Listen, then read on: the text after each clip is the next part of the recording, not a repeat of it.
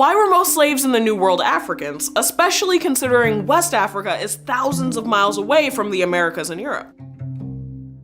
Slavery has existed in multiple forms throughout history and across a wide variety of cultures, but slavery in the early Americas, meaning the North American colonies, Central America, South America, and the Caribbean, was ultimately powered by the labor of enslaved Africans and their descendants. And there's an important question many people don't stop to ask. Why Africans?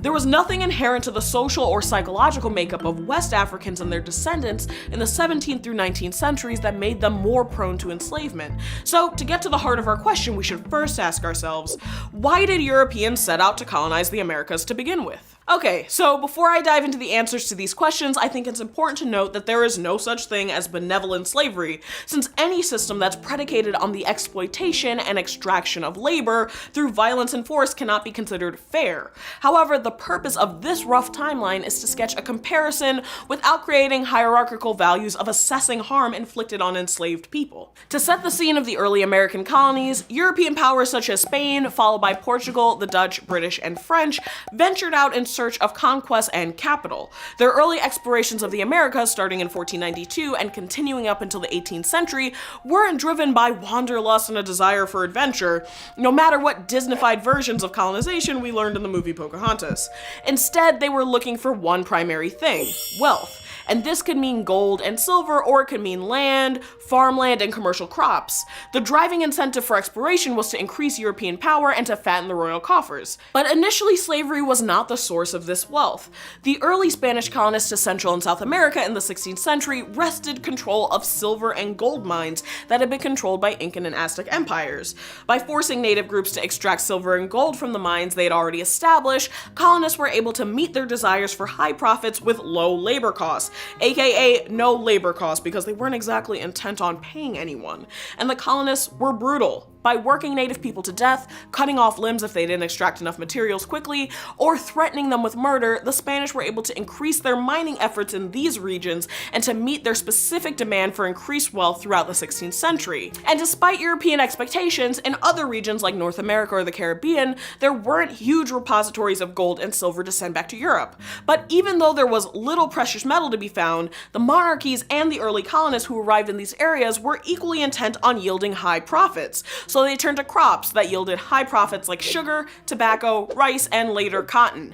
In order to assure the highest profits, they began to look to slavery, since European laborers and indentured servants required payment or other forms of protection.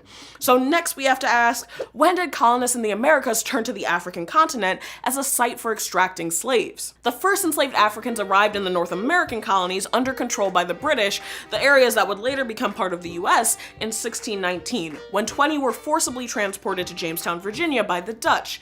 But the first enslaved Africans had arrived in the Caribbean and Latin America prior to that, starting as early as the first decade of the 16th century. Because remember folks, the colonies established in the Americas, plural, cover South, North, and Central America plus the Caribbean, and not just the present-day US. But the transportation of African people into slavery began before the colonization of the Americas. According to an article by Professor Dr. Hakim Adid, the Portuguese began enslaving Africans in the 15th century when they arrived on the African continent for the purposes of trade. Around that time, they were enslaved Africans among other enslaved and free populations in Portugal. So even though it wasn't the only or necessarily most widespread form of slavery at the time, this 15th century precedent would set the stage for later decisions surrounding slavery that were to come in during colonization in the Americas. But at that point in time, captivity wasn't extended exclusively to Black people or people from the African continent, and was often the result of raids, warfare, or slave trading that included Islamic traders, West African groups, and Europeans, among others. Okay, so we've established the precedents leading up to the explosion of the West African slave trade. So our final question is, why did European colonists start to look exclusively at West Africans as a source of slave labor? And how did the emergence of chattel slavery in the Americas differ from pre-existing forms? Remember that the colonies were established to make money for royal families and wealthy colonists, and a small class of wealthy colonists who owned large plantations looked to increase their margins through not paying for the labor that generated their cash crops. So it wasn't that slavery was needed to develop the colonies, but rather that it was decided that this was the quickest way to enrich the people invested in getting rich.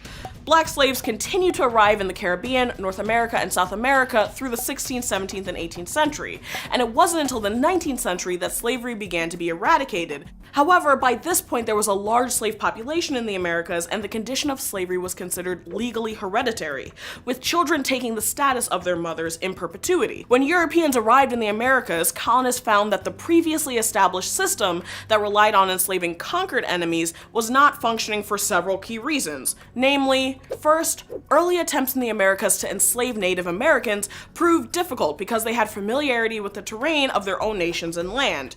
As a result, the potential for escape or revolt was high.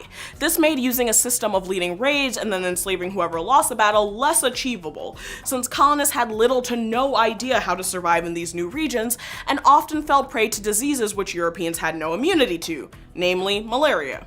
The subsequent rampant genocide of Native American people and the introduction of new diseases that decimated their population, namely smallpox from Europe, made widespread enslavement less possible. But by transporting people from West Africa to the Americas, European colonists wanted greater ability to control enslaved populations by making escape more challenging and reducing the risk of those who did flee blending into neighboring native nations. Although the fact that there continued to be slave revolts amongst enslaved Africans and their descendants proves that this calculation was often mistaken. Second, West Africa was often the source of forced and kidnapped laborers because of its proximity to seaports, which made contact between these three locations more possible. Also, laborers from West African countries were more familiar with the agricultural methods needed for mass cultivation of these kinds of crops in the New World. So, how does it all add up? Well, even though the slave trade brought an estimated 9 to 12 million people here from Africa as cargo, colonists eventually resorted to reproduction within the colonies as a method for sustaining slavery. This meant that slavery could be passed down as an inherited status from mother to child.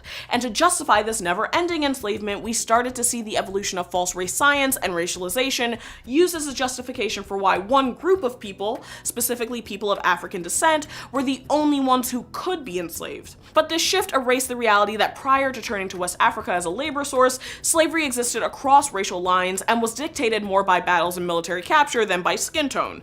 The resulting idea we had about race evolved out of a desire by people engaging in the slave trade to find an after-the-fact justification for enslaving people from one specific region over others. This history of racialization is covered in our episode on the origins of race in the USA, so check that out if you want to learn more. So, what do you think? Got anything to add to this historical puzzle? Any other resources or thoughts to share? Drop them down below, since this is obviously a much bigger timeline than I was able to fully cover today, and be sure to dig down into the works cited to keep reading. So that's it for now, and we'll see you next week. Hey guys, thanks for chiming in on last week's episode about shaving. Here's what some of you had to say. Kelsey Ayongo on Facebook pointed out that in the medieval period, it was considered fashionable for women to have high foreheads, and some shaved back their hairlines to achieve this desired effect.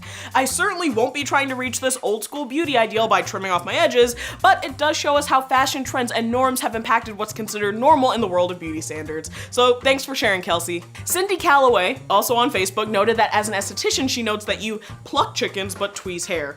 I love a good adage, so I may start using this one. Thanks, Cindy. Adaptive Reasoning on YouTube wants an episode on why women's nipples are considered taboo in some cultures, but men's aren't. Good question, and one that I see popping up a lot in online debates, so I'll be adding this one to the list of potential fanfic ideas that we're mulling over. Thanks, Adaptive Reasoning, both for the logical and measured screen name choice and for the suggestion. And Emily Giordano, also on YouTube, wants an episode on the history of keeping animals as pets rather than domesticating them for agricultural purposes. I'm more than happy to make this episode a reality if someone agrees to let me bring a puppy into the studio. I'm not saying if I don't get a puppy that it's a complete deal breaker, but I also really want a dog. So thanks for the suggestion, Emily. That's it for this week. Remember to keep sharing, subscribing, and following on Facebook and YouTube, and I'll see you here next week, hopefully with a puppy.